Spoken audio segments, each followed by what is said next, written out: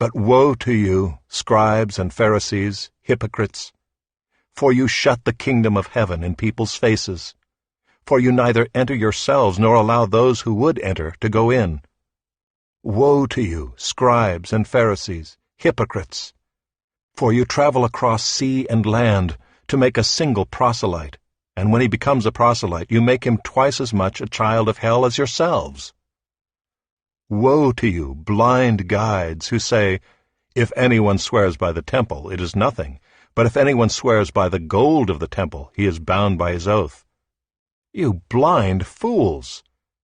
For which is greater, the gold or the temple that has made the gold sacred? And if you say, If anyone swears by the altar, it is nothing, but if anyone swears by the gift that is on the altar, he is bound by his oath. You blind men! For which is greater, the gift or the altar that makes the gift sacred? So whoever swears by the altar swears by it and by everything on it. And whoever swears by the temple swears by it and by him who dwells in it. And whoever swears by heaven swears by the throne of God and by him who sits upon it. Woe to you, scribes and Pharisees, hypocrites!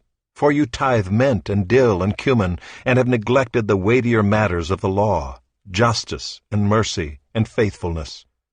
These you ought to have done without neglecting the others.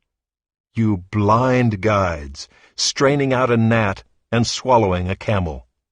Woe to you, scribes and Pharisees, hypocrites!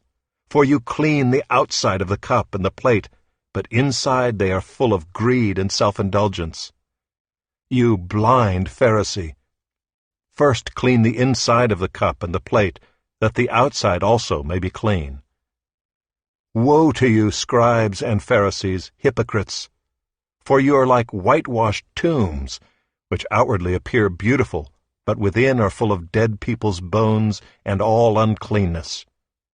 So you also outwardly appear righteous to others, but within you are full of hypocrisy and lawlessness. Woe to you, scribes and Pharisees, hypocrites! For you build the tombs of the prophets and decorate the monuments of the righteous, saying, If we had lived in the days of our fathers, we would not have taken part with them in shedding the blood of the prophets. Thus you witness against yourselves that you are sons of those who murdered the prophets. Fill up, then, the measure of your fathers. You serpents! You brood of vipers! How are you to escape being sentenced to hell?